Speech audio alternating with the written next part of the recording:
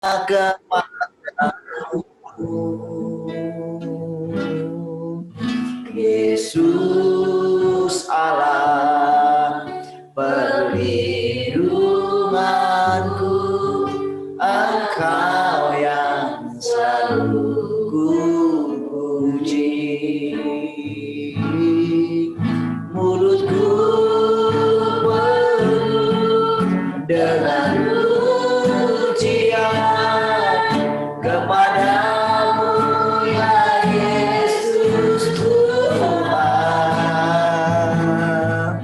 Sepanjang hari ku beri penghormatan kepadamu, ya mulutku penuh dengan pujian, mulutku penuh dengan pujian kepadamu, ya Yesus Tuhan.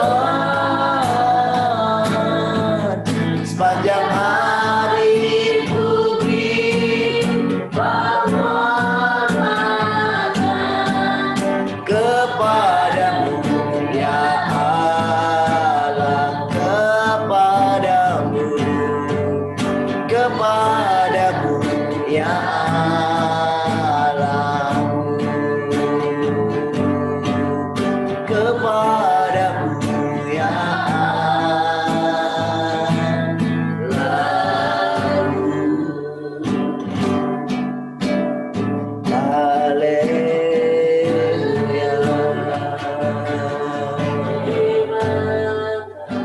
kami bersyukur, Engkau baik, kami memujimu.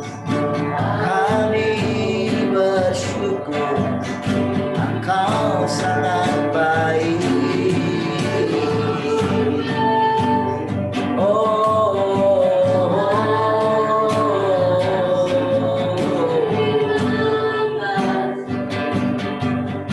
Yesus, Kaulah segalanya.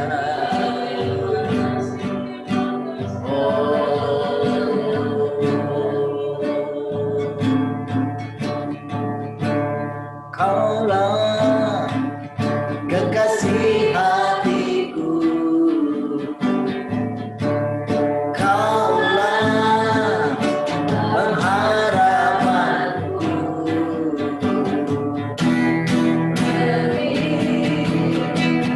Dari dunia ini lebih berharga dari emas perak, lebih berharga dari harta dunia. Yesus, Kaulah segalanya.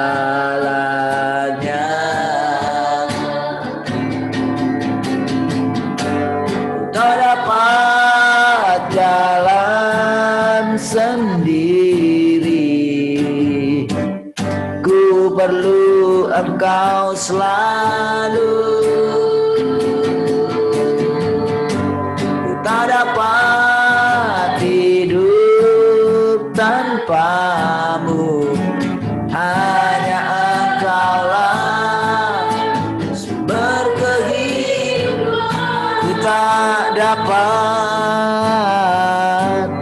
tak dapat jalan sendiri, ku perlu Engkau selalu. Tak dapat hidup tanpamu, hanya Engkaulah sumber kehidupan. Ku tak dapat jalan sendiri, ku perlu Engkau selalu. Tak dapat hidup tanpamu, hanya Engkaulah sumber kehidupan.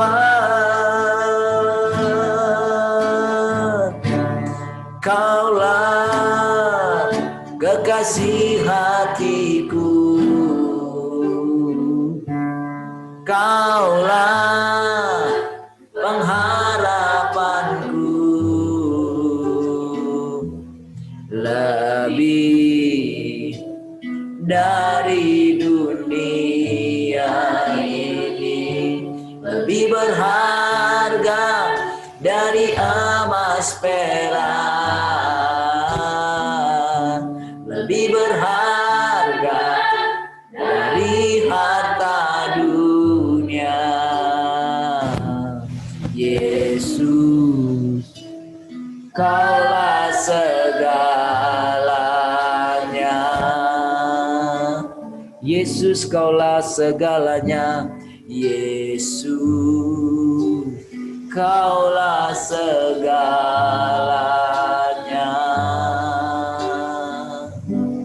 Kaulah segalanya.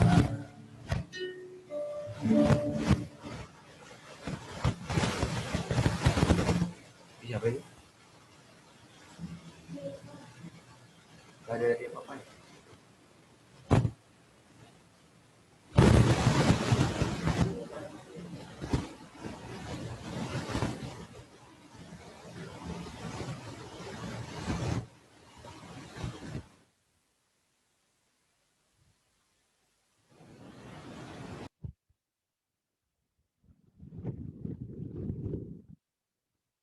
Terima kasih Bapak Surgawi. Haleluya. Cek sound. Cek sound. Tes 1. Haleluya. Terima kasih Bapak Surgawi. Kami bersyukur. Oh, Kau sangat baik bagi kami. Oh, hanya karena anugerah-Mu saja kami boleh terus mengalami pekerjaan-Mu dalam hidup kami. Tolong kami untuk kami boleh mengerti bagaimana caranya Engkau bekerja dalam setiap kami masing-masing. Haleluya. Kami tahu kemuliaan-Mu memenuhi memenuhi bumi ini. Seperti air laut yang menutupi samudra raya. Terima kasih. Bersyukur dalam nama Tuhan Yesus. Ajari lagi kami buat semua sinyal dimanapun kami menangkap siaran ini atau kami boleh mengikuti Zoom ini, semuanya sinyalnya diperkuat saja dalam nama Tuhan Yesus. Yang malaikat-malaikat Allah boleh bantu semua teman-teman supaya mereka boleh mengikuti atau bersama-sama bersekutu dalam Zoom ini. Terima kasih Bapak. Terima kasih Tuhan Yesus. Haleluya.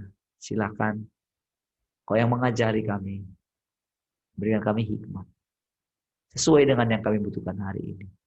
Haleluya. Amin.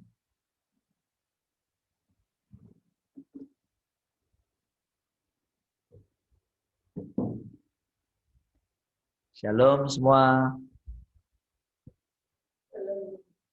Shalom. Shalom semua.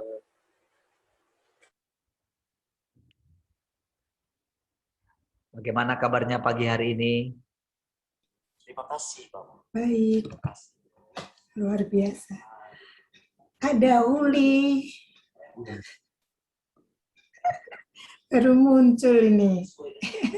Tugasnya sudah selesai di luar. Kontraknya sudah selesai, sudah habis. Oke, baik. Gitu kan. Ini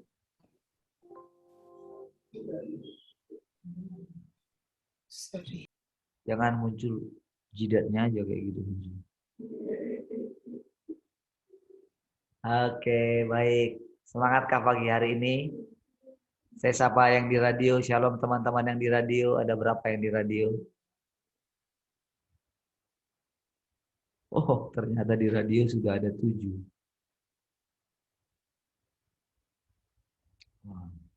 Baik ya. Puji Tuhan. Yang di radio, shalom juga semua ya. Baik. Saudara, gini saya mau kasih gambaran dulu ya pola kerja Allah dalam setiap orang percaya. Namun, adakah yang sudah menemukan ayat yang saya katakan kemarin itu di mana yang tepatnya? Kemuliaan Tuhan itu pengetahuan akan Tuhan akan memenuhi gimana tuh? Habakuk kan? Iya. Seperti bukan ya? Di manakah itu? Coba tolong cari. Saya kasih dari situ dulu. Bukan Habakuk ya?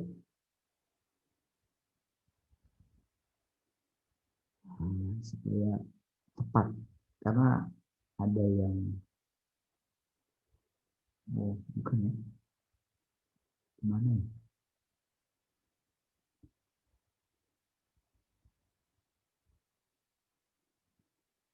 Adakah yang sudah ketemu? Boleh kasih. Oh, 2 ternyata. Habakuk 2:14 ya. Kemarin saya bilang 1:14 ya. Ternyata 2 ya. Oke, baik. Saya baca ya. Sebab bumi akan penuh dengan pengetahuan tentang kemuliaan Tuhan. Seperti air yang menutup dasar laut. Ya. Jadi dikatakan di sini kan bumi ya. Sering sekali kita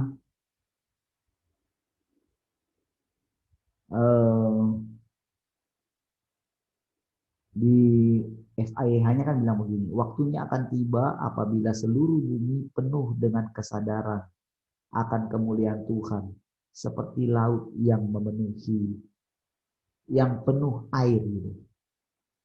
Coba dari ayat ini ya kita harus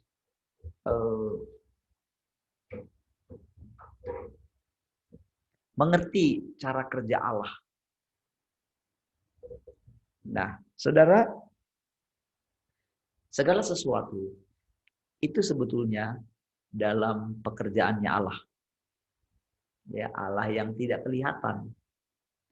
Tetapi Allah itu adalah Allah yang hidup. Allah yang hidup itu berarti Allah itu tumbuh. Allah yang hidup itu berarti hikmatnya juga bertumbuh. Jadi dia tidak statis. Jadi firman itu tidak statis. Firman itu hidup, bergerak. Nah, saudara,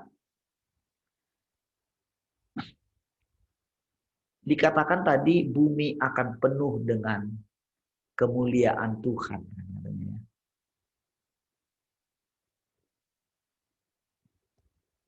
Penuh dengan pengetahuan tentang kemuliaan Tuhan.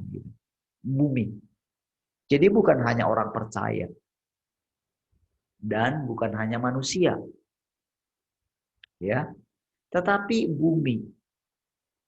Nah, saudara, sistem kerjanya dia itu, walaupun bumi ini sangat luas, namun pada pemandangannya kita ini juga bumi.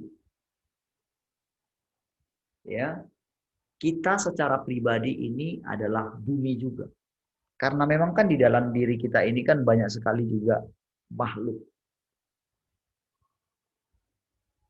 Setiap sel anggota dalam tubuh kita ini itu penuh dengan sel-sel yang hidup. Jadi sebetulnya ketika Tuhan berurusan dengan satu pribadi, dia sedang berurusan dengan bumi juga. Ya. Nah, itu sebabnya orang-orang yang para peneliti-peneliti, mereka mulai menemukan bahwa termasuk virus yang jahat sekalipun, itu adalah makhluk. Tidak berbeda dengan ada binatang-binatang liar di muka bumi ini yang memang diciptakan. Ada binatang-binatang yang haram. Memang sengaja diciptakan kalau kita lihat ya di penciptaan awalnya. Nah, saudara, dengan kita sekarang bersama-sama seperti ini, kita sedang diajarkan sesuatu tentang pengetahuan akan kemuliaan Allah. Ya, jadi kita ini sekarang sedang belajar, sedang duduk di kaki Tuhan. Nah, kita berbeda, saudara, dengan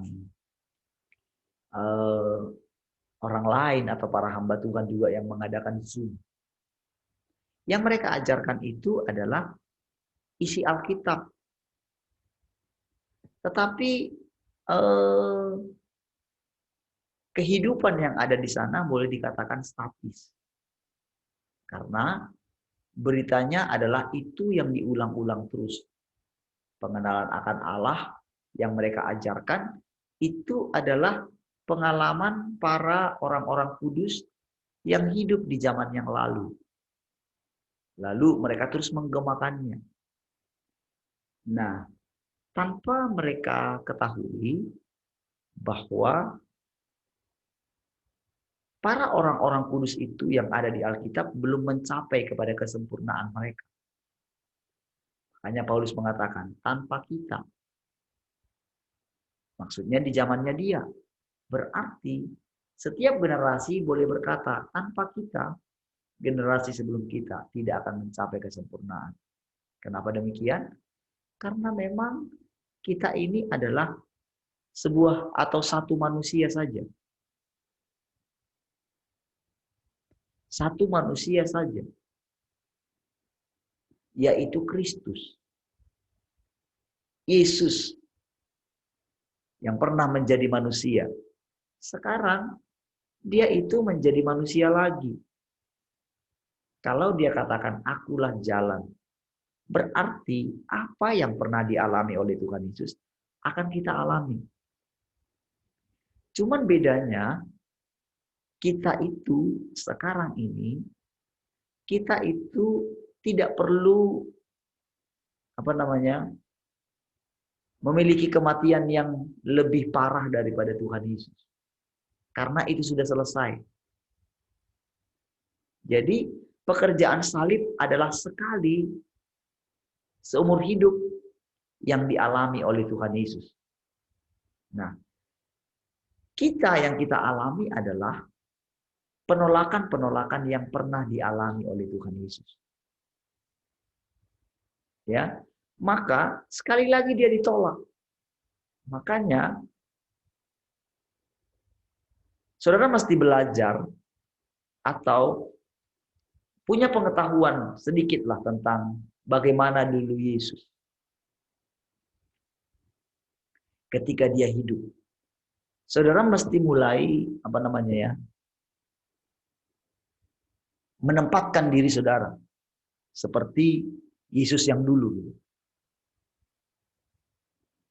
Bagaimana dia ditolak, bagaimana dia berhikmat untuk cara berbicara kepada orang ini. Bagaimana ketika dia berhadapan dengan perempuan Sirofenisia, dengan perempuan Samaria, dengan Maria, dengan Petrus. Saudara sudah harus istilahnya boleh memahami keadaan yang sebenarnya. Ya. Jadi semua peristiwa itu bisa dia jelaskan dengan baik kalau saudara dari hati saudara mulai begini. Dulu waktu engkau begini gimana ya Tuhan? Dia bisa cerita semua orang dia yang ngalami. Jadi kadang-kadang apa yang ditulis oleh seseorang di dalam Alkitab, kadang-kadang bisa dia jelaskan cerita yang sebenarnya. Jadi kadang-kadang seperti, oh gitu ya. Istilahnya, Tidak seperti yang tertulis di Alkitab itu. Ya. Nah, karena itu menjadi firman Tuhan. Karena kan sudah dikanonkan ya. Jadi apa saja yang ditulis oleh para penulis Alkitab itu, kan mereka diilhamkan oleh Roh Kudus katanya. Nah, tetapi ada di antara mereka seperti Lukas lah gitu. Dia benar-benar dari dia seorang tabib ya. Nah, jadi dari sudut pandangnya dia ketika dia menulis itu. Namun ketika itu dikatakan, dikanonkan menjadi Alkitab atau firman Tuhan, maka itu memang benar jadi firman Tuhan. Nah, kan ketika diakui. Jadi segala sesuatu yang sudah terjadi walaupun terjadi secara tidak sengaja, seperti Ayub lah. Kan dikatakan setelah dia melihat Tuhan, dia cabut semua perkataan-perkataannya. Lalu dia mengatakan, kalau aku pernah ngomong, ya aku cabut lagi lah. Karena aku mengenal engkau dengan apa kata orang. Dari orang lah aku mengenal engkau. Tapi sekarang mataku melihat engkau. Oke? Namun karena itu sudah tertulis dan diakui, maka perkataan-perkataan yang ada di kitab itu bisa berguna bagi siapapun yang membacanya. Ya. Jadi ada perkataan-perkataan juga sahabat-sahabatnya Ayub di situ. Jadi itu menjadi satu kebenaran. Ya. Nah, namun yang menjadi permasalahannya adalah bahwa selama ini kita itu hanya mengulang-ulang pewahyuan yang didapat oleh orang-orang sebelum kita. Karena mereka juga menulis buku, menulis pengalaman mereka bersama dengan Roh Kudus, orang-orang yang setelah Alkitab. Ada banyak buku-buku mungkin yang sudah kita baca. Namun, karena memang kita selalu menganggap orang-orang kudus sebelum kita, mereka lebih hebat dari kita, maka kita tidak pernah melampaui mereka. Dalam arti bahwa sebetulnya pengalaman mereka itu adalah sebetulnya pengalaman kita. Jadi ketika kita baca itu, misalnya salah satu buku, maka walaupun kita tidak mengalami apa yang mereka alami, sebetulnya kita bisa mengalami karena manusia itu kan cuma satu. Jadi seperti itulah cara saya membaca buku-buku tertentu atau pengalaman orang lain. Saya ngerti, saya bisa saja langsung mengerti. Misalnya dia seorang peneliti. Dia misalnya seperti yang kita dengar saya ceritakan kepada saudara kemarin, misalnya mantan Menteri Siti Fadila atau Terawan. Jadi ketika mereka menceritakan sesuatu, kita boleh nangkap. Dan kita seperti mengalami apa yang mereka alami. Tetapi kembali lagi, kita punya panggilan kita masing-masing. Kita mesti concern. Jadi apa yang kita dengar dari mereka, siapa saja, itu berguna bagi kita. Sebagai satu bahan, untuk memperteguh pekerjaan Tuhan dalam hidup kita. Lalu, suatu saat nanti, mereka akan ketahui. Mereka akan tahu bagaimana pola kerja Allah di dalam kita, di dalam saya misalnya. Jadi minimal ketika saya ceritakan ini kepada saudara, sebetulnya saudara bisa mengalami ini juga semua. Tidak muluk-muluk, hanya dengan begini saja. Hanya dengan saudara mendengarkan, lalu saudara merenungkan, tinggal saudara bilang begini, gitu ya Tuhan. Begitu saudara mempercayai ini, apa yang saya alami bersama dengan Tuhan, Tuhan yang menjelma di dalam saya, seperti yang saya katakan. Saudara juga akan dengan mudah mengalaminya. Karena sebetulnya Allah itu concern dengan satu-satu orang. Nah, dengan seperti inilah dia akan mengajar seluruh bangsa, bahkan seluruh makhluk. Ya, bahkan binatang-binatang terkecil sekalipun gitu. Mereka bisa belajar. Jadi saudara, kita mesti mulai apa ya? Ada perubahan dari pola pikir kita. Kalau Allah, bayangkan seorang Allah. Dia menciptakan segala sesuatu. Dia yang menciptakan virus juga. Bakteri-bakteri yang tidak kelihatan. Dia yang menciptakan semuanya supaya terjadi proses apa namanya? Ekosistem itu ya. Terjadi si ini makan ini makan ini gitu ya. Nah, itu adalah Allah yang merancangkan. Oke. Nah, sementara kita ini kan gambaran atau image-nya Allah. Ketika Adam diciptakan, dia diciptakan sebagai Tuhannya bumi. Jadi kita ini manusia adalah Tuhannya bumi.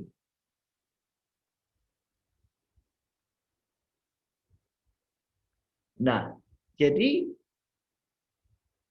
seperti yang diajarkan oleh Pak Andreas kepada kita, bahwa Allah pencipta itu ada di dalam kita. Itu adalah pelajaran-pelajaran yang membuka kita masuk dalam satu wawasan yang baru. Namun, Pak Andreas hanya mendapatkan sesuatu yang hanya permukaan saja. Istilahnya pewahyuan yang akan kita capai. Namun untuk mencapai itu dibutuhkan pengalaman. Pengalaman itu adalah Yesus sang pencipta itu, Kristus, Tuhan yang Maha Kuasa itu. Dia memanifestasikan, membuat kita punya pengalaman itu. Jadi, karena memang di satu sisi bukan karena memang panggilan Pak Andreas berhenti sampai di situ saja.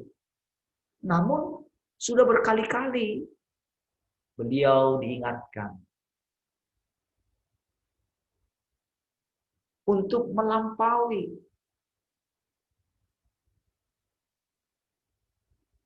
untuk boleh mengalami. Harusnya beliau seperti yang dia katakan, dia mengalami keterangkatan. Dalam arti begini, karena konsep keterangkatan di pikirannya beliau itu masih pengertian yang lama, dia nggak berani move on. Maka ya dia nggak bisa memasuki karena sudah berkali-kali dikatakan kepada beliau. Dia tersandera di pekerjaan kasih karunia yang menolong orang. Tanpa sadar, karena dia menolong orang terus, akhirnya rohnya turun. Ditarik ke dunia orang mati. Karena orang-orang itu masih ada di dunia orang mati. Karena orang-orang itu tanpa sadar, itu sudah juga dipenjarakan dengan dunia orang mati. Jadi akhirnya beliau harus melewati itu. Nggak sempat lagi. Tubuh sudah mulai rusak. Karena apa? Karena dia tidak memusatkan perhatiannya kepada kehidupan yang ada di dalam diri Allah itu sendiri. Makanya saudara, apa yang dialami oleh para orang kudus itu kita mesti buat menjadi satu hikmah. Pengalaman bagi kita.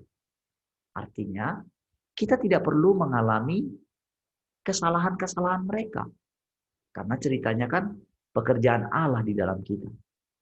Kita tahu pekerjaan Allah memang tidak pernah gagal. Tetapi kitalah yang membuatnya menjadi gagal. Karena apa?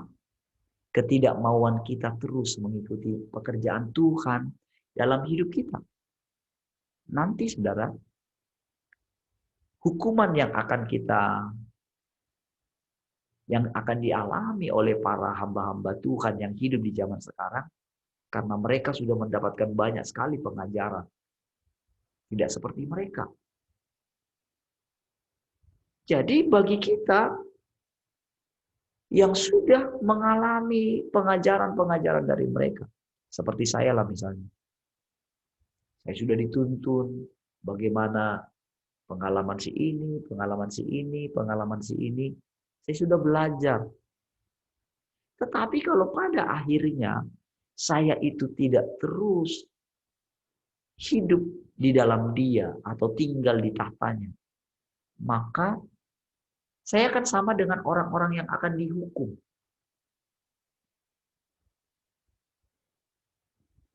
Nah, jadi saudara, bagi kita ini saudara,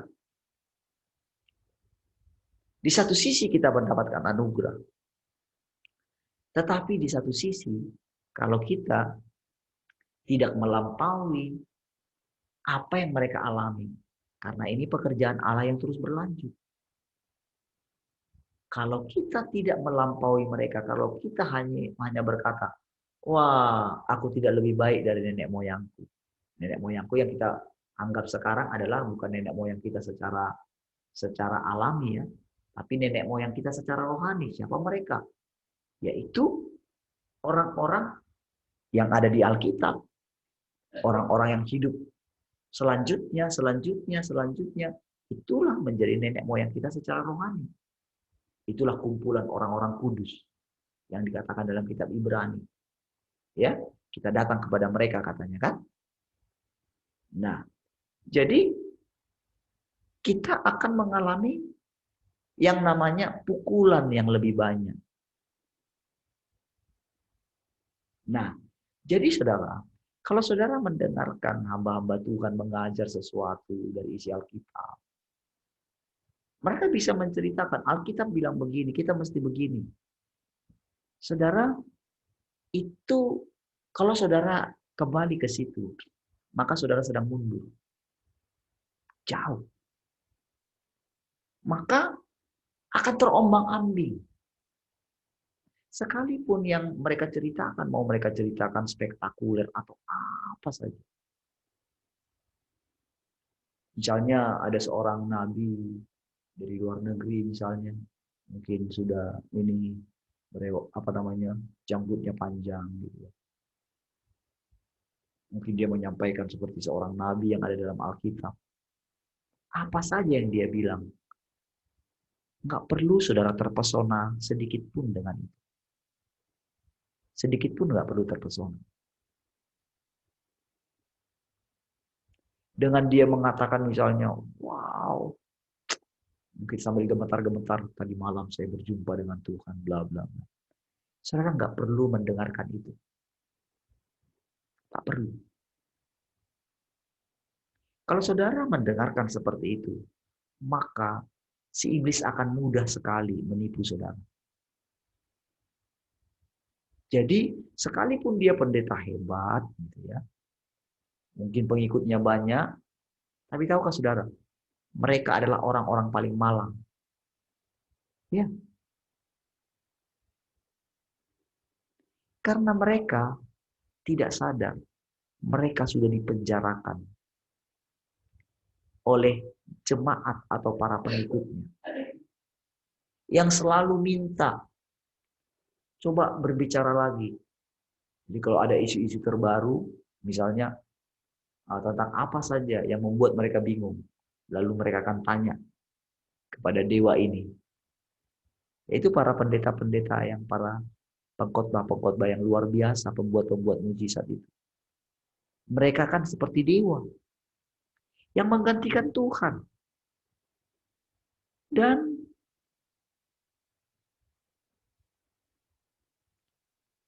si para dewa ini sebenarnya, walaupun mereka bilang, oh dia menyembah Tuhan, dia punya waktu ini, waktu itu, mereka tetap tak ada bedanya dengan orang-orang yang baru mengenal Tuhan. Dan Tuhan bagi mereka itu masih misteri. Karena mereka tidak mengetahui bahwa Tuhan sudah datang. Dan mereka harusnya sudah mengalami kedatangan Tuhan. Jadi kalau mereka masih memberitakan menanti-nantikan Tuhan, mesti berjaga-jaga, bertobat, waktunya sudah dekat. Percayalah saudara. Itu adalah orang-orang yang paling malang. Karena ceritanya begini. Waktu kita miskin, kita punya kerajaan surga. Miskin dalam arti ketika pertama sekali kita mengenal Tuhan, kita sudah punya kerajaan surga. Tapi begitu kita memperoleh dalam tanda kutip segala pemberian Tuhan, kita menjadi kaya kan? Tapi justru kitalah orang paling miskin. Karena Allah itu atau Yesus itu atau Kristus itu rela menjadi miskin supaya kita menjadi kaya. Oke? Sekarang Allah itu ada di dalam kita. Berarti apa dong? Rela menjadi miskin dong harusnya kan? Ya kan? Betul nggak? Makanya apa saja pengalaman yang pernah kita alami. Hikmatkah, kekayaankah, kepintarankah, posisi di dunia ini kah? Kita mesti rela berikan saja kembali. Memang betul. Itu karena pencapaian kita dalam melakukan firman Tuhan. Karena kita mengasihi Dia. Itu betul. Namun kalau kita ingin memperoleh hidup yang kekal, juallah semua itu katanya. Jadi sekarang pencapaian kita setelah kita melewati batas waktu umur kita tertentu, kita sudah harus mengalami yang namanya bahwa kita ini sudah kaya. Kalau Tuhan katakan bahwa dunia ini atau Babel ini sudah runtuh, maka jangan lagi investkan hidup saudara di dunia ini. Tapi mulailah hidup dalam kerajaan sorga. Jadi kalau saudara hidup dalam kerajaan sorga, tidak boleh khawatir. Nggak boleh takut. Nggak boleh kayak orang dunia ini selalu masih ingin berusaha untuk mengalami apa yang ada di sorga. Kita sudah ada di sorga. Bayangkan kan di sorga ceritanya kan lantainya itu kan dari emas. Lantainya saja emas. Kita injak-injak.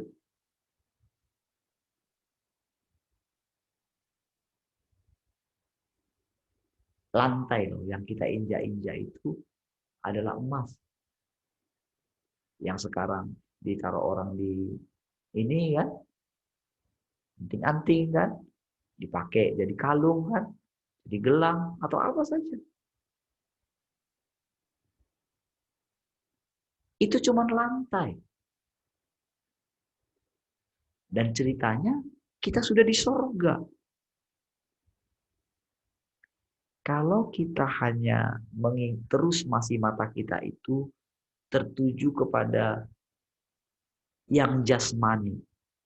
Jasmani ini kan bayangan daripada apa yang ada di rohani, di roh, di alam roh.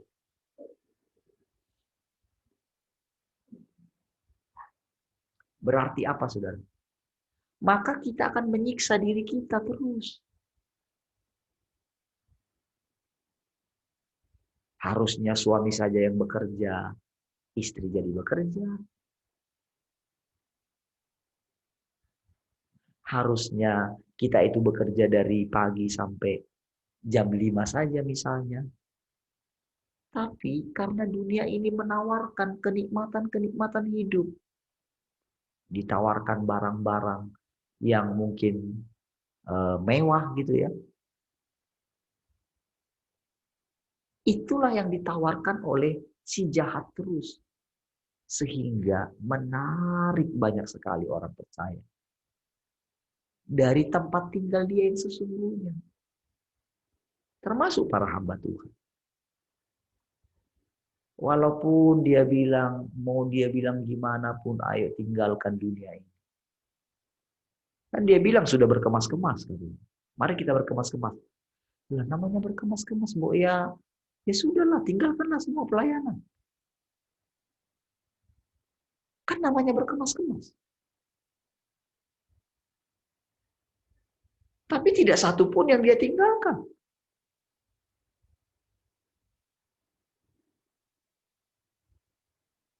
Dia masih sibuk mengurusi pelayanan ini.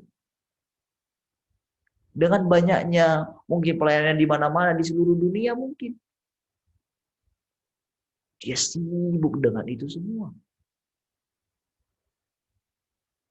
Memang iya uang banyak, uang ada saja. Tapi seiring dengan perkembangan pelayanan, maka uang tidak pernah cukup.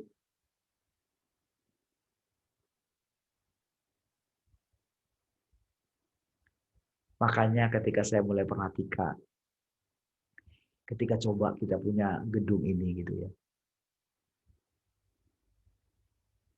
Kalau kita ikuti, saya ikuti ambisi yang ditawarkan oleh si jahat. Wow.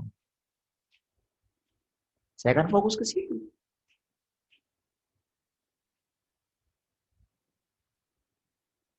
Tetapi begitu melihat kenyataan, lihat, mesti berubah dong. Bahwa kita sedang tertipu. Tapi bukan berarti ini bukan dari Tuhan. Dari Tuhan juga. Itu sebagai satu ujian. Dan beberapa waktu yang lalu, saya sudah melewati ujian yang sama. Tapi harus hair lagi. Ulang lagi. Kenapa? Ternyata saya belum lulus yang dulu. Ternyata masih ada ambisi yang tersembunyi. Yang ketika kita duduk di kaki Tuhan, di situ dia jelasin. Karena kita menjadi lembut. Jadi dia ingin kita itu, kenapa kita duduk di kaki Tuhan? Supaya kita itu menjadi lembut sama seperti Tuhan Yesus. Nah, menjelmanya dia dalam hidup kita adalah kita melihat dia benar-benar menjadi manusia di dalam kita. Oke, saya ceritakan sedikit sistem kerja Allah ya. Nah, kita tahu saudara,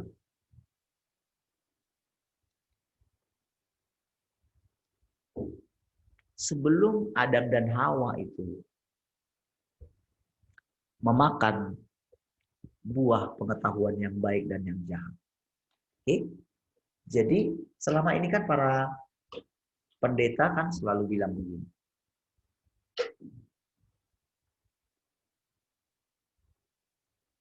Bahwa Adam itu berdosa. Seandainya dulu saya Adam, saya tidak akan makan buah itu. Tidak. Saudara sudah makan buah itu. Karena manusia lama kita adalah Adam juga. Ya, supaya mesti ingat itu. Jadi apa yang dimakan Adam dulu, itu kita sudah makan. Saudara, bukan masalah karena dia makan lalu kita makan, tidak. Ketika kita lahir ke dunia ini, kita pun sudah sering sekali memakan buah itu. Buah pengetahuan yang baik dan jahat itu.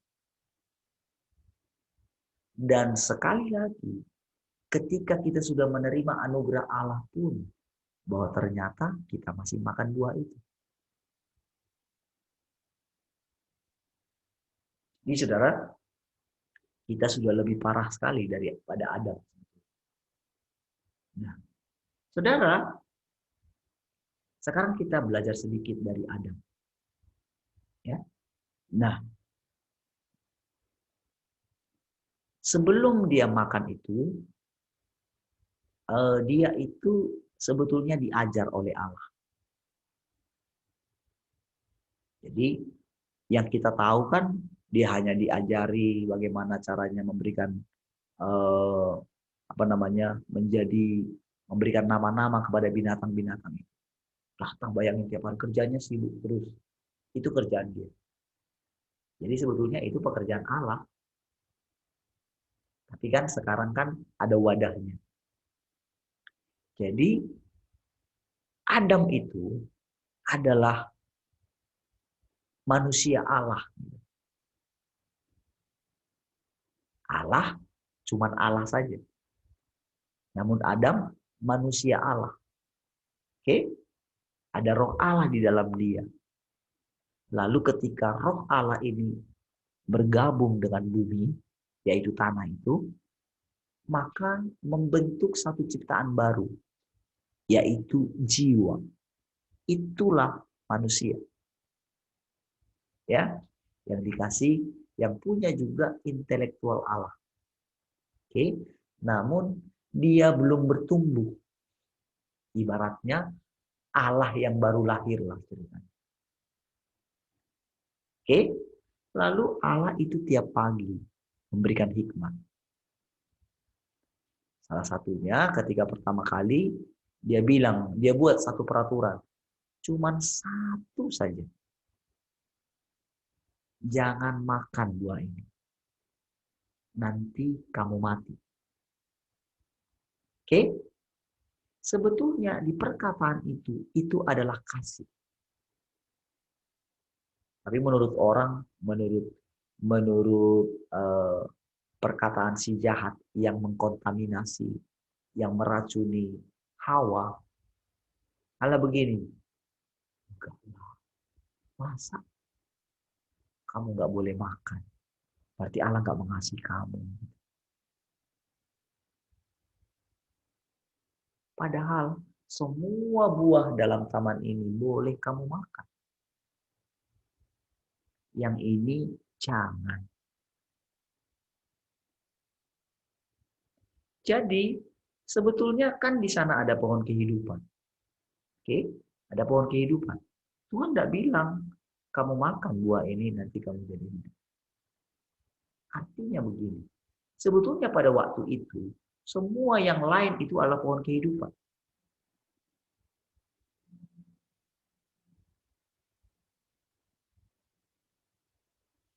Namun dia kasih satu itu.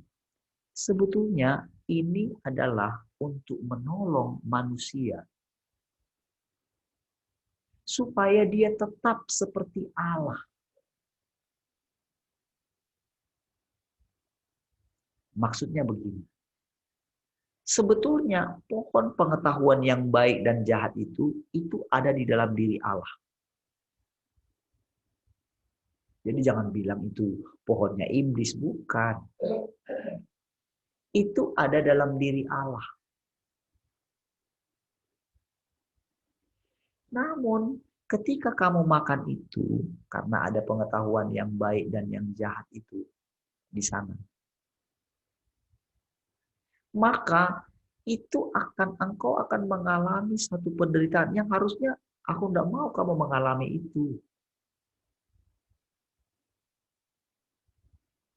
Makanya dilarang.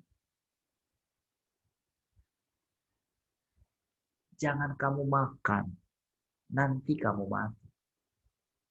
Jadi yang dia bilang itu, mati itu, adalah yang sudah pernah dialami oleh Allah. Ketika ada pemberontakannya Lucifer. Lucifer itu kan anggota keluarga Allah. Adalah bagian dari dirinya. Di zaman kekekalan. tiba-tiba satu saat setelah mungkin jutaan tahun ada sedikit muncul di dalam dirinya Lucifer. Pasti mungkin sudah mulai dari Abaddon lah mungkin ya.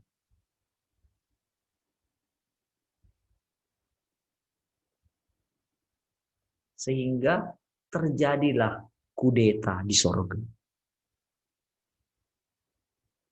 Di mana Lucifer dengan segala pengikutnya yang sudah banyak, sepertiga daripada malaikat. Sudah banyak pengikutnya. Dia ingin menyamai yang maha tinggi. Yang pada waktu itu diwakili oleh Kristus atau Sang Firman. Jadi Allah tetap nggak kelihatan. Jadi di alam roh itu yang menjadikan segala sesuatu kan adalah firman. Yaitu anaknya. Dia katakannya, dia definisikan itu firman itu anaknya. Artinya anak ini otoritasnya Bapa itu lebih tinggi daripada anak ini. Walaupun sebetulnya si anak ini adalah firman. Si anak ini yaitu firman adalah Allah juga. Makanya dia didefinisikan sebagai firman. Nah, jadi dia sebetulnya itu mengkudeta sang firman sebetulnya. Jadi tetap ada Allah yang sendirian, tetap itu ada. Yang tetap menjaga semuanya itu ada diri Allah. Ya, supaya saudara mengerti dan paham pola kerjanya. Nah, jadi ketika dia mengkudeta itu, oke, lalu kan terjadi dibuanglah dia ke bumi kan. Masalah pada waktu itu sudah selesai. Jadi dibiarkanlah si Lucifer itu jadi dibuang ke bumi. Itu sebetulnya dibuang ke neraka. Jadi bumi pada waktu itu adalah nerakanya sorga atau tempat sampahnya sorga. Isi dulu di dong, wah, hancurin semua. Maka sampai semua binatang-binatang sebelum penciptaan kembali itu habis semua. Wah, porak-poranda lah semua. Hancur berantakan. Makanya waktu Tuhan itu mau turun, itu Roh Kudus nggak bisa mendarat, saudara. Gelap gulita.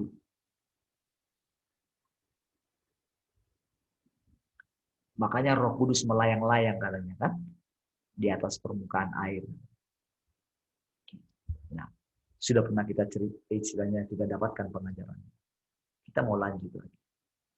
Oke. Nah, jadi ketika ceritanya sekarang kan dimakan kan. Jadi ketika Tuhan bilang itu, nanti kamu mati, belum satu pengalaman. Walaupun di dalam diri Allah, dia sudah tahu bahwa akan terjadi kehancuran ketika mereka makan itu. Oke, ketika terjadi itu, jadi yang bilang kepada Adam itu adalah Sang Firman. Jadi ceritanya Sang Firman ini, makanya dikatakan Adam itu Adam yang pertama. Jadi yang ini, yang sedang ngomong itu, yaitu Sang Firman itu. Jadi dia berbagi hidup. Jadi istilahnya kopian lah ini. Oke, jadi yang diri Firman itu kopiannya. Ini yang jadi manusia ini. Walaupun itu semuanya tetap sumbernya ya Allah juga. Namun untuk mengajari kita prosedurnya, karena kita ini kan manusia. Pola pikir kita itu harus sistematis gitu. Sehingga kita mengerti, makanya dia menjelaskan seperti ini. Walaupun sebetulnya Allah itu satu. Jadi ceritanya mau gimana pun kita dibilang, kita ini adalah sel-sel yang hidup dari Allah.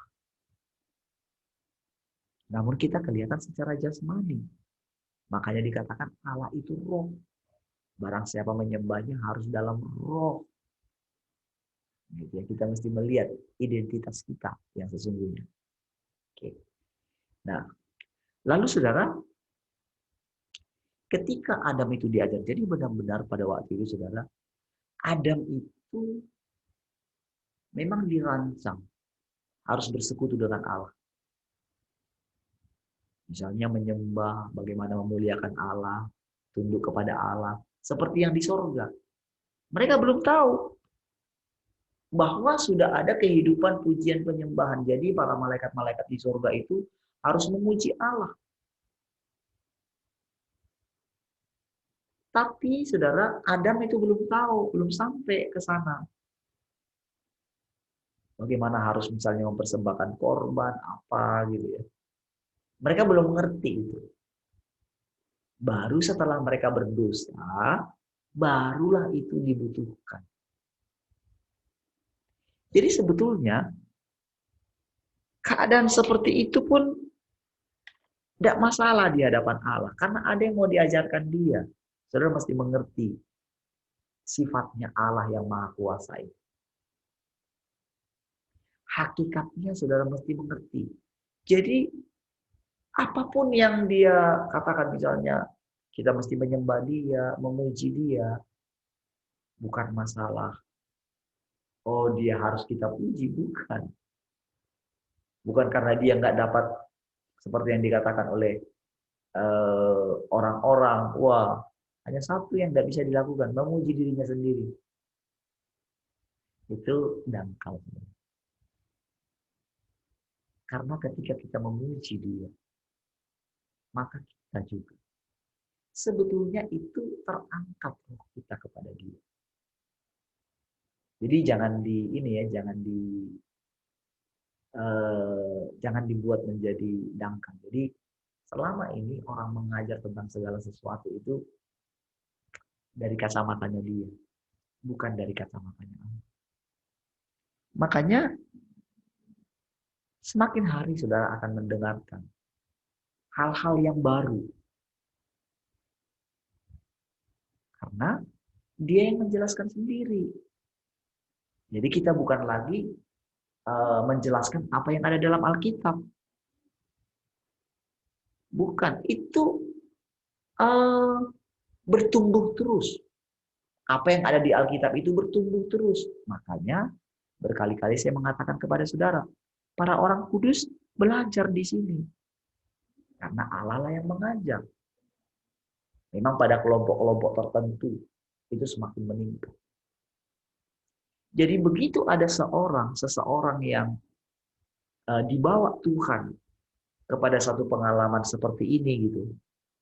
Itu bagi dia bagi mereka itu satu pekerjaan Allah yang baru. Gitu ya.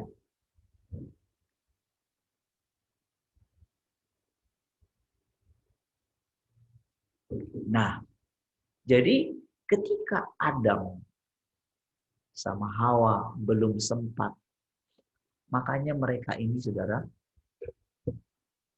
ketika kutukan itu terjadi sama mereka. Tahukah sebetulnya tujuan kutukan itu? Ketika mereka dikutuk saudara, mereka berpikir bahwa Allah sudah tidak mengasihi mereka. Ketika mereka diusir dari taman itu, mereka berpikir Allah sudah tidak mengasihi mereka. Itulah kesalahan besar. Justru ketika mereka dikutuk itu, justru Allah ingin mereka masuk lebih dalam ke dalam hatinya Allah. Itulah tujuan daripada kutukan itu. Orang tidak pernah mengerti ini, saudara. Hanya orang yang mengenal Allah, yang mengerti bahwa kutukan adalah caranya Allah juga untuk menolong manusia bisa mengenal hatinya yang paling dalam. Namun sudah salah kaprah, saudara. Saudara, kita selalu berusaha ingin menolong orang yang hidupnya terkutukkan. Kita selalu berusaha kan supaya kita melakukan pelepasan dan segala macam. Tujuan kita apa? Supaya orang itu terhindar dari kutukan, terlepas dari kutukan.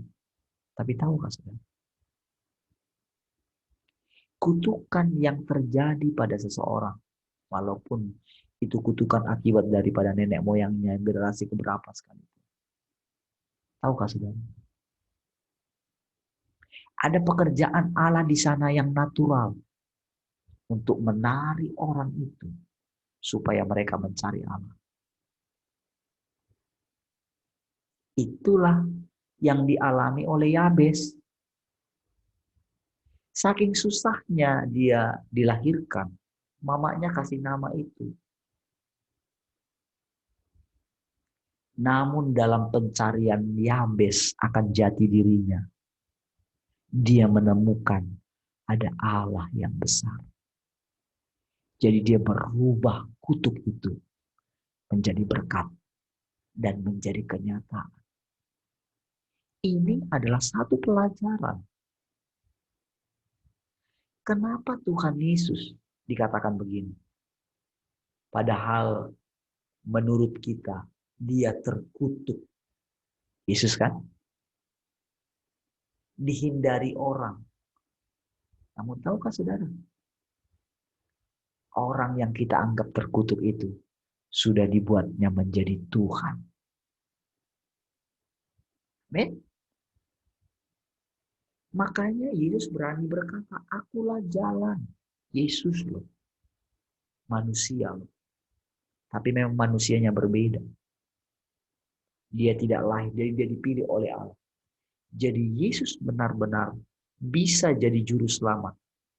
Karena dia benar-benar adalah Allah. Makanya kan dia harus dilahirkan dari Allah. Istilahnya begini. Ketika Yesus dilahirkan, itu terjadi penciptaan ulang lagi. Penciptaan Adam ulang. Jadi kalau Adam itu diambil dari tanah, aslinya dari bumi mewakili bumi. Yesus ini diambil dari bagiannya bumi yang sudah menjadi manusia, yaitu diambil dari rahimnya Maria. Jadi sama seperti roh Allah dihembuskan kepada tanah liatnya Adam. Jadi Yesus ini ketika dia lahir menjadi bayi, itu adalah roh Allah yang dihembuskan. Makanya bahasanya dinaungi oleh Roh Kudus.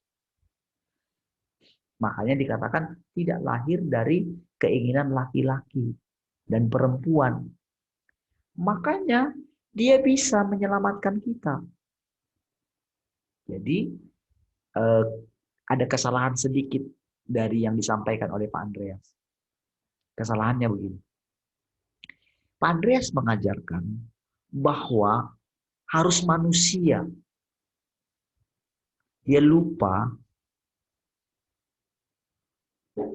bahwa manusia sudah terkontaminasi. Nggak bisa jadi korban.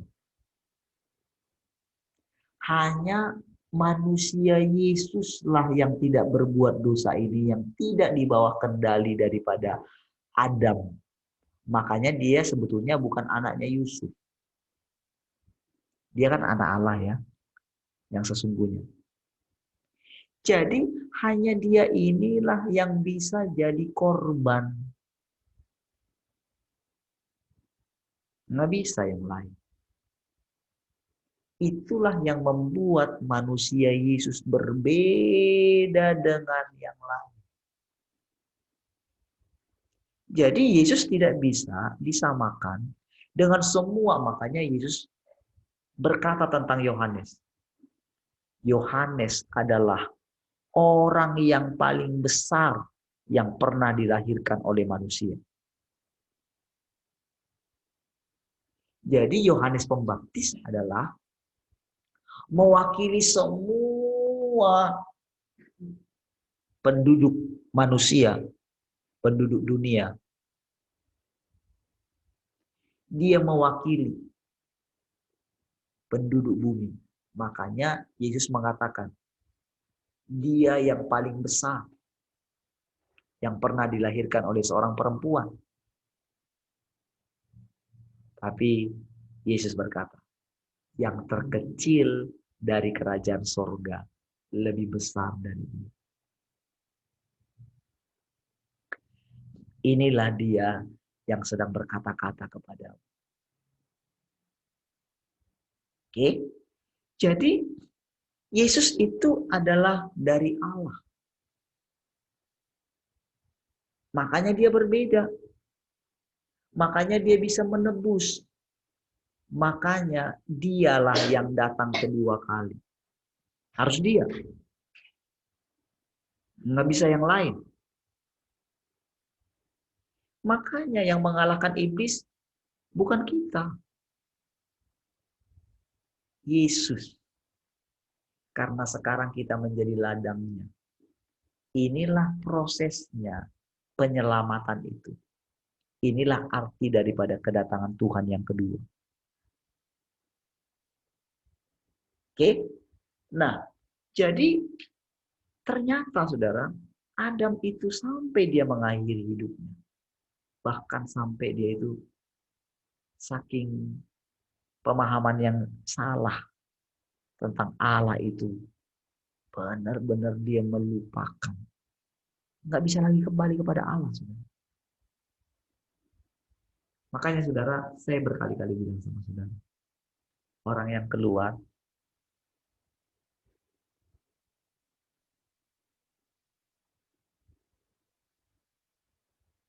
saya nggak tahu, heran ya.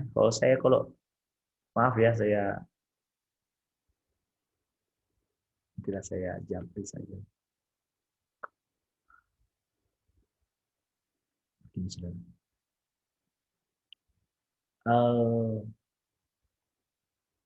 Adam itu saudara.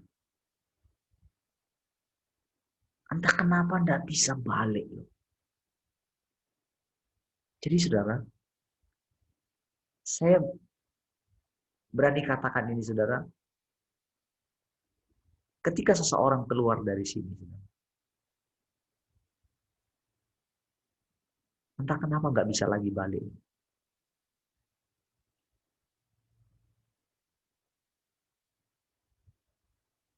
Karena yang ditolak itu bukan manusia, yang ditolak itu Allah.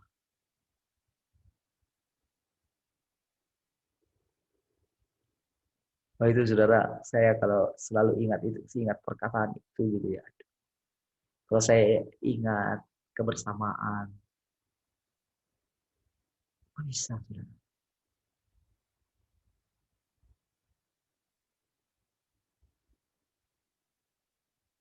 Nggak bisa balik. Adam, saudara. Benar-benar nggak bisa balik, saudara.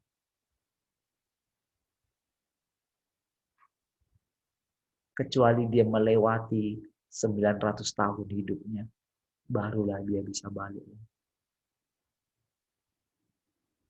Sedih ya.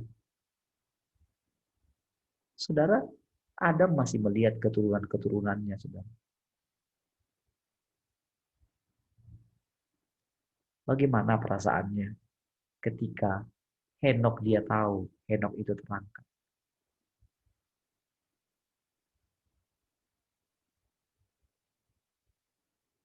Tapi kok dia nggak bisa balik? Itu benar-benar saudara menyakitkan. Dia harus mengalami yang namanya kematian juga. Jadi boleh dikatakan saudara, di banjir Nuh itu saudara, hampir semua sebetulnya banyak yang diakhiri hidupnya di banjir Nuh itu.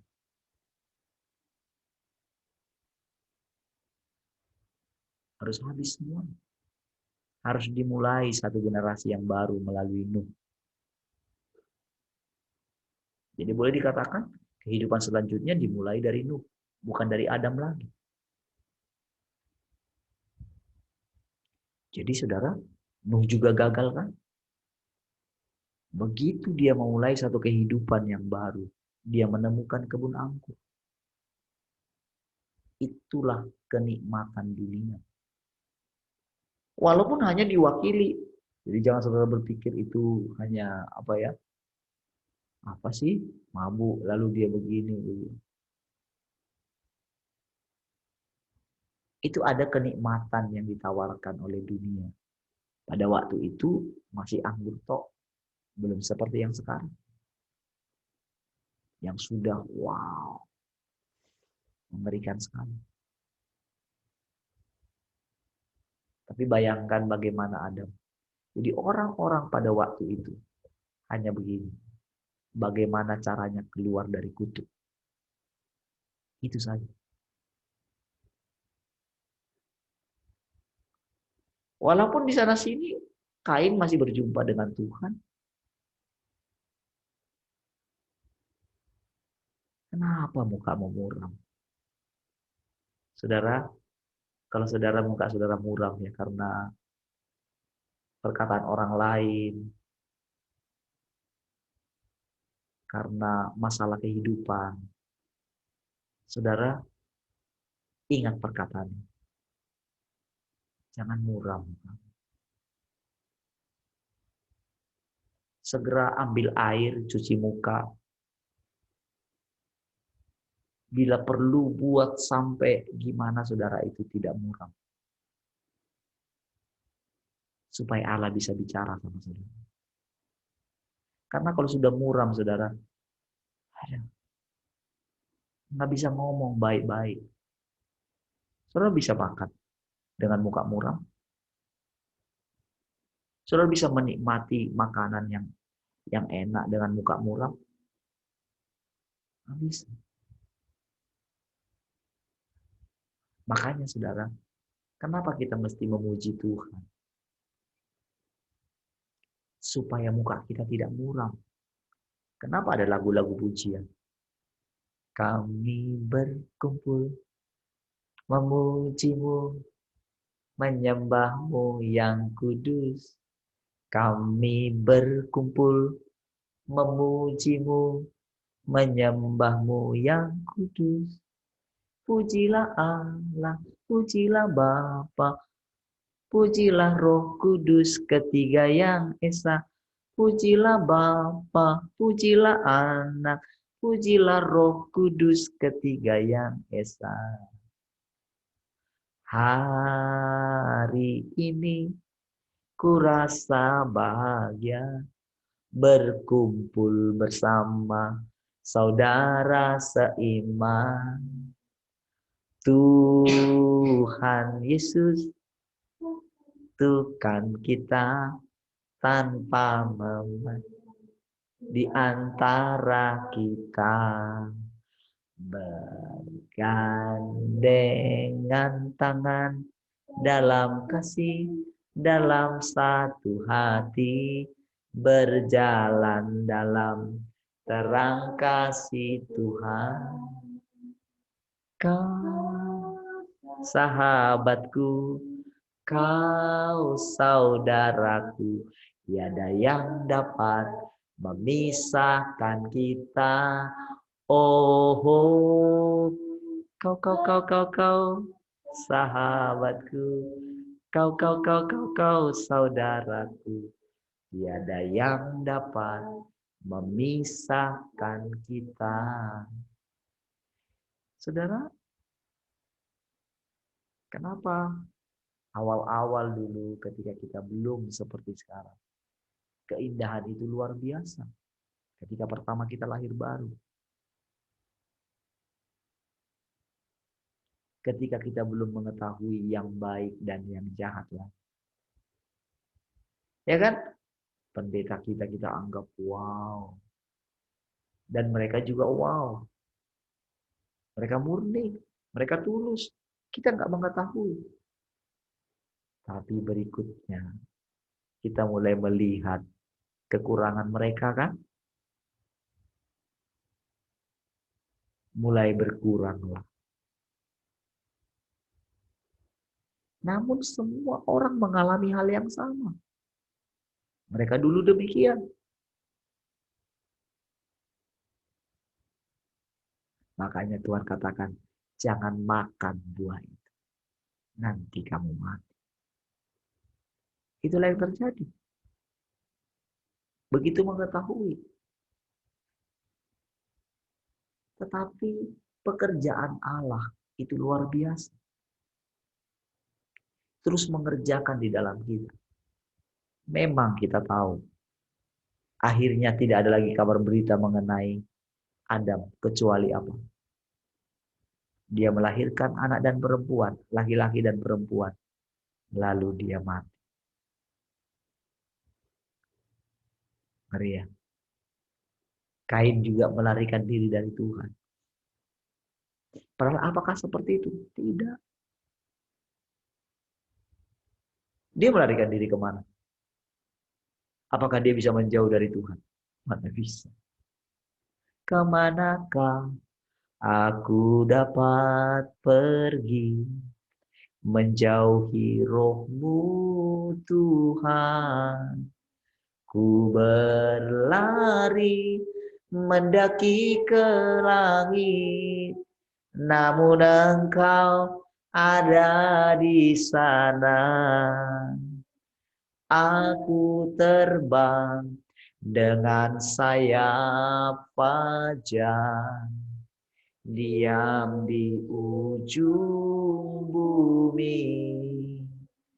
Namun tangan-Mu menuntunku selalu, bawaku mendekat padamu. Saudara, kemana kita dapat pergi menjauhi Tuhan?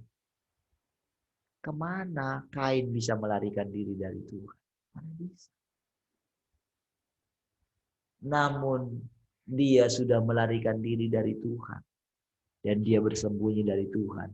Dan dia menganggap dirinya sudah jauh atau ditinggalkan oleh Tuhan.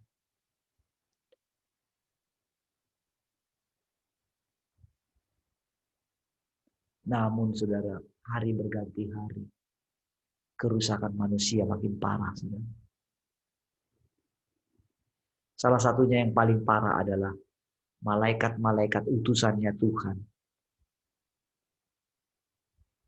memandang, melihat perempuan-perempuan manusia itu cantik-cantik. Terjadilah keturunan, rusaklah DNA manusia.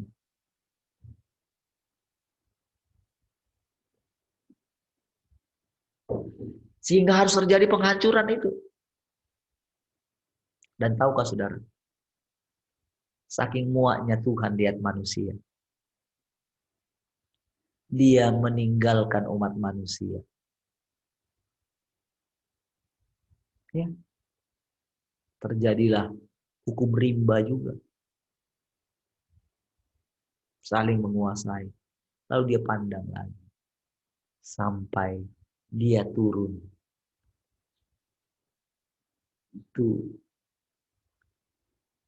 dia bekerja melalui Abraham. Disitulah dia berfirman. Jadi sebetulnya lebih duluan kasih karunia yang datang, hidup oleh karena iman daripada Taurat. Jadi pola kerja Allah ini sepertinya seperti bergantian. Jadi ketika Abraham berjumpa dengan Tuhan, pasti dia seorang yang menanti-nantikan Tuhan. Pastilah dia seperti Henokh. Dia mulai mencari-cari. Dan tahukah saudara? Tetap juga Allah yang di dalam dia yang bekerja. Namun dia responi. Oke? Nah, pada waktu itu dibuatlah. Jadi walau sudah mendapatkan semua kekayaan, dibuatlah ada satu kutukan di dalam istrinya Abraham, yaitu tidak punya keturunan sampai tua.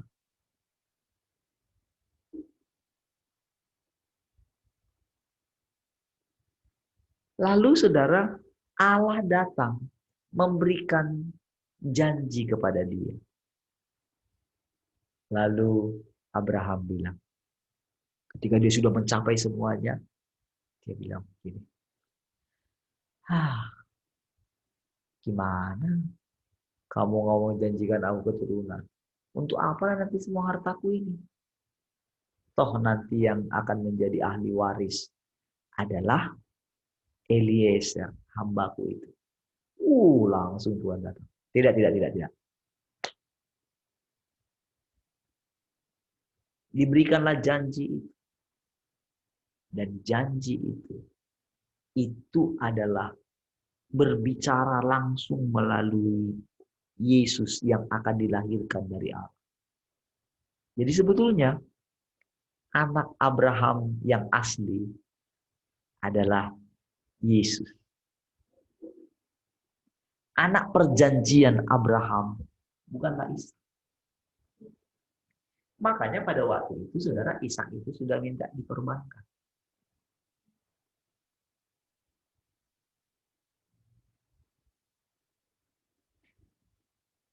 Makanya ketika dia mau mengorbankan Ishak, maka yang tidak diketahui oleh Abraham bahwa sebetulnya pemberian Allah yang sesungguhnya atas umat manusia itu adalah Yesus. Ketika dia mempersembahkan Ishak, kan dia bilang begini, dia punya satu iman. Kalau dia bisa memberikan yang tidak ada menjadi ada, saya yang sudah dapatkan dia oleh karena kemustahilan, gak mungkin istriku bisa melahirkan anak.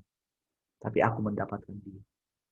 Jadi ketika diminta oleh Tuhan, dia percaya yang sudah mati pun bisa dibangkitkan. Dibangkitkan oleh Allah. Itulah yang menguasai alam pikirannya. Sehingga dia rela mempersembahkan anaknya. Karena dalam pikiran dia, pasti ada yang lebih besar dari Ishak. Dia nggak tahu loh, bahwa dia nggak akan jadi mempersembahkan Ishak. Yang ada di pikirannya dia, bahwa saya harus mempersembahkan anak saya. Makanya dengan kebulatan tekad, dia tidak mengasihi istrinya lebih daripada Tuhan. Sehingga rela tidak cerita sama istrinya.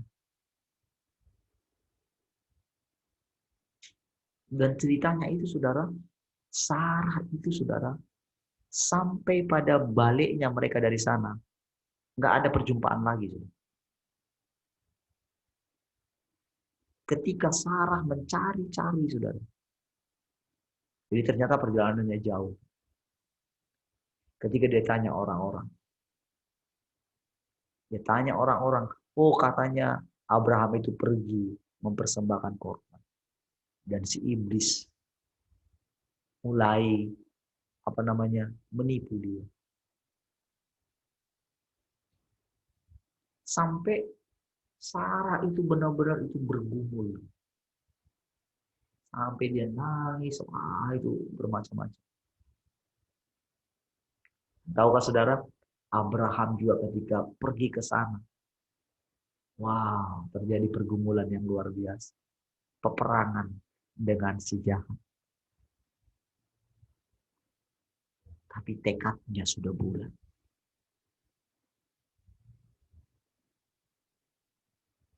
Sarah, ketika dia mulai menemukan Tuhan.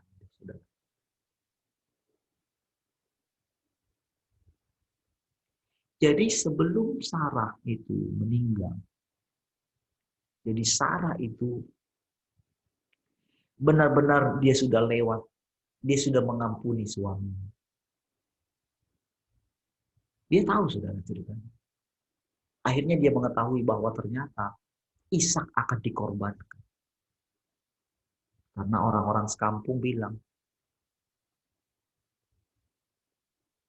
kayaknya dia nggak bawa korban itu. Nggak tahu ya. Disitulah iblis mulai, oh ya, kamu nggak tahu ya, yang anakmu itu mau dikorbankan. Awalnya saudara dia, wah, karena dia sangat mengasihi Ishak. Karena hanya Ishak yang jadi penghiburannya. Pada waktu itu umur Ishak sekitar 13 tahun. 12 atau 13 tahun. Dan Ishak benar-benar dia apa ya? Hanya dekat dengan ibunya gitu. Jadi disayang, dimanja sekali sama ibu. Dia nggak dibiarkan Ishak ini kemana-mana. Dia sangat dijaga. Makanya ketika selama hidupnya, ketika Ismail itu bermain-main dengan Ishak, jadi waktu itu Ismail mau pukul Ishak. Jadi, dilihat oleh ibunya, makanya diusir. Jadi alasan kenapa mereka diusir karena Ismail itu mau pukul, mau menganiaya Ishak gitu. Makanya itu yang dibilang diusir gitu. Makanya itu didengarkan karena memang keturunan daging selalu menganiaya keturunan roh. Makanya itu harus diusir. Nggak bisa. Jadi saudara mesti lihat pola kerja Allah ketika dia kerjakan apa yang di sini saudara. Makanya saya bilang sangat ini kalau tersingkir itu mengerikan sekali saudara.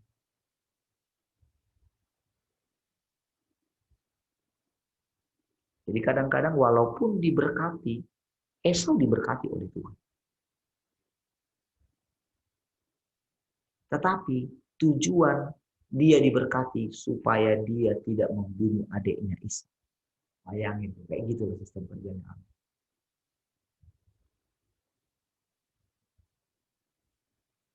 Nah, ketika Abraham itu mempersembahkan Ishak, disitulah Allah tahu hatinya. Oh, itu keren sekali. Saudara, kenapa Abraham itu dijadikan bapak orang percaya? Kenapa dikatakan orang harus ke pangkuan Abraham?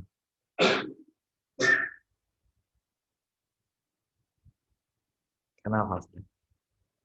Siapa yang pernah ada di pangkuan Abraham? Pertama sekali. Siapa?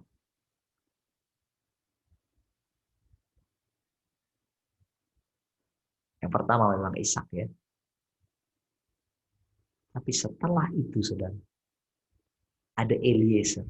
Taruhlah tanganmu di pangkal paha. Kamu tidak berjanjilah padaku. Engkau tidak akan mengambil perempuan yang lain untuk anakku Ishak kecuali dari keluargaku. Kecuali engkau harus ambil dari sana. Dari keluarga istri. Itu kan masih saudaranya Abraham.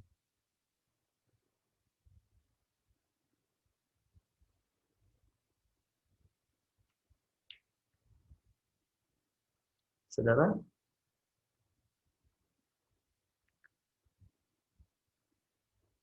Abraham dikatakan, Yesus mengatakan bahwa Abraham bersuka cita melihat hari.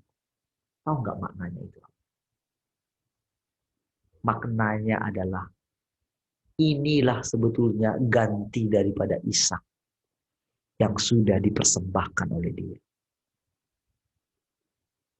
Makanya ketika dia bilang dia sanggup membangkitkan dari antara orang mati, itulah ketika Yesus dibangkitkan oleh Bapa dari antara orang mati. Jadi saudara, apa saja peristiwa yang terjadi sebelumnya, itu nubuatan. tanpa sadar. Jadi tahukah siapa semua yang bekerja ini dalam diri kita? Itu adalah Allah. Walaupun Yesus belum dikorbankan di zamannya Abraham, namun Abraham itu sudah langsung kepada Allah. Jadi saudara, korbannya Tuhan Yesus ini itu sebagai satu langkah pekerjaan Allah. Jadi begini saudara, kita tidak bisa bilang, oh zaman Taurat ini, oh pekerjaannya begini. Enggak, orang yang ada di zaman perjanjian lama pun sudah mengalami yang namanya pekerjaan, 3 tahap pekerjaannya.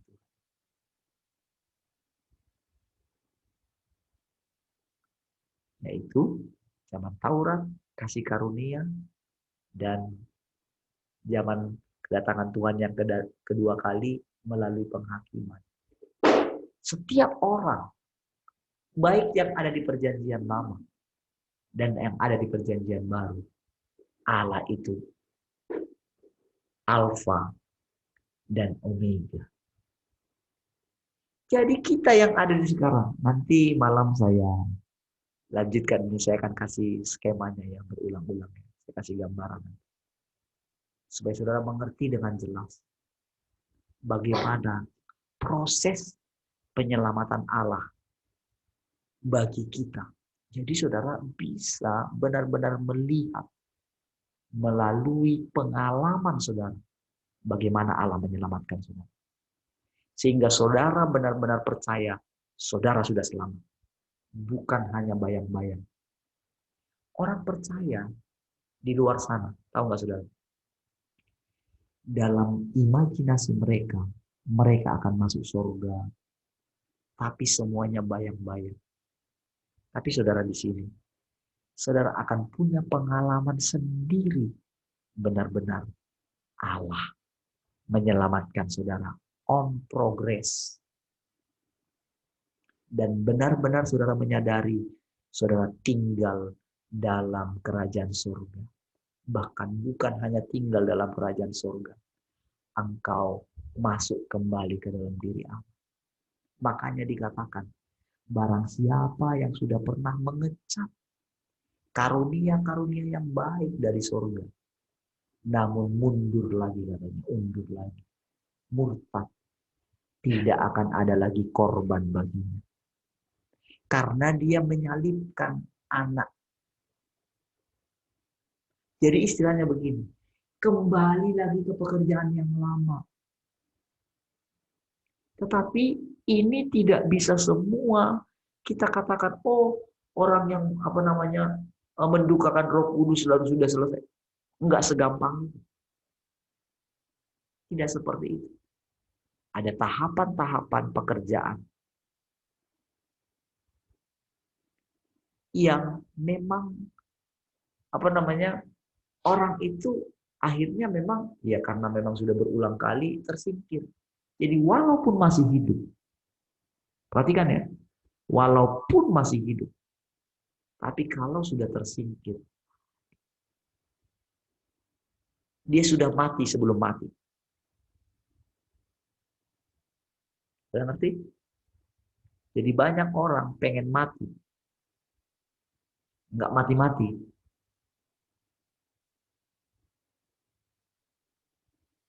Sekarang saudara banyak orang justru berani mati loh sekarang. Karena apa? Sudah terlalu pusing sekarang. Itu kemarin yang perkataan yang diucapkan oleh hamba Tuhan yang besar itu mewakili. Bersiap-siap mau mati. Berkemas-kemas. Tapi yang dikemas itu apa? Nggak tahu.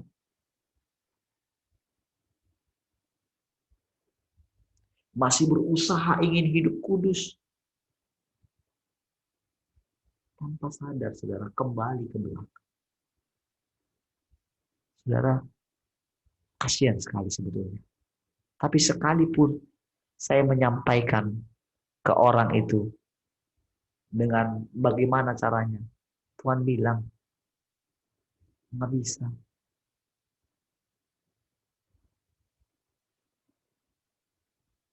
Di satu sisi, dia sudah tinggi sekali. Siapa Parlin? Dia tersandung dengan Parlin yang tidak dikenal. Tersandung. Siapa dia? Kamu sekolah teologi apa? Kamu punya pengalaman apa? Jemaatmu berapa? Tersandung. Sehingga sekalipun saya datang menjelaskan kepada dia, sulit sekali. Bisa. Makanya saudara sama seperti ketika si orang kaya itu, ketika dia sudah sadar di dunia orang mati, dia bilang, masih ada ada 5 saudaraku di bumi. Bilanglah, Lazarus itu turun katanya.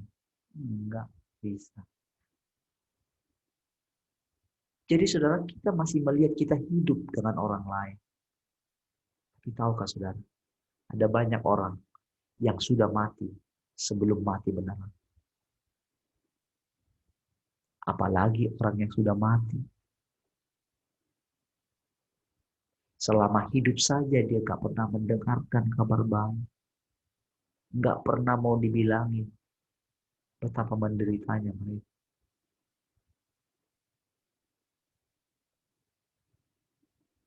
Tapi saudara, pekerjaan Allah ini terus berlanjut. Namun mereka harus menunggu waktu yang lama.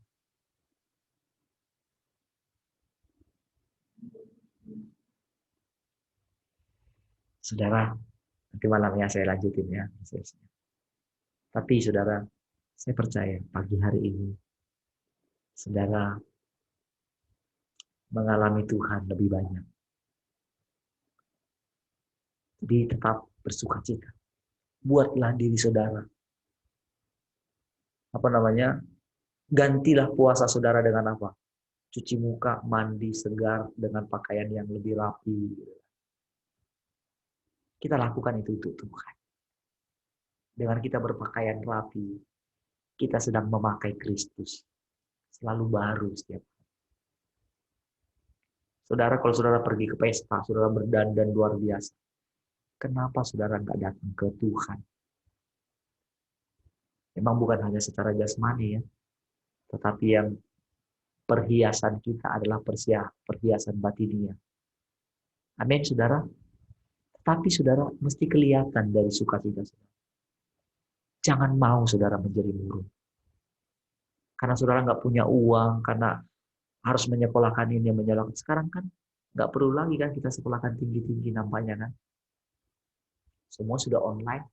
Bahkan akan tiba waktunya saudara, semua gelar-gelar tidak dibutuhkan lagi. Karena akan muncul peneliti-peneliti. Orang-orang pintar yang pintar hasil dari pohon kehidupan. Wow, luar biasa. Kehidupan kita selanjutnya adalah sistem pendidikan pohon kehidupan, bukan pengetahuan yang baik dan yang jahat. Kita segera beralih. Katakan kepada anak-anak kita. Segera beralih. Ini sudah runtuh semua, termasuk sistem pendidikan sudah runtuh. Bukankah saudara sudah lihat sekarang? Kacau balau kan? Itu keruntuhan sistem dunia. Jadi kalau saudara mendengarkan kabar baik ini, saudara sedang berada di sistem yang baru yang sudah Tuhan siapkan. Bersukacitalah. Enggak perlu bayangin saudara akan mati. Enggak. Karena saudara sudah mengakui engkau mati. Tapi buktikanlah dalam pengalaman saudara bahwa saudara sudah mati terhadap dunia ini. Karena kita sudah menyalibkan, dia sudah menyalibkan kita untuk dunia ini. Amin. Sukacita kita sekarang karena kita terdaftar dalam buku kehidupan. Amin, saudara. Ketahuilah, nama saudara dicatat dalam buku kehidupan. Maksudnya adalah saudara bisa memasuki kehidupan yang baru. Saudara sudah berjalan dalam dia.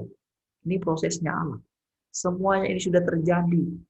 Asal saudara tinggal di dalam dia. Bersekutu dengan dia. Pandanglah dia sebagai Bapa, saudara, yang penuh kasih, yang menolong saudara, yang menghajar saudara, yang menghakimi saudara.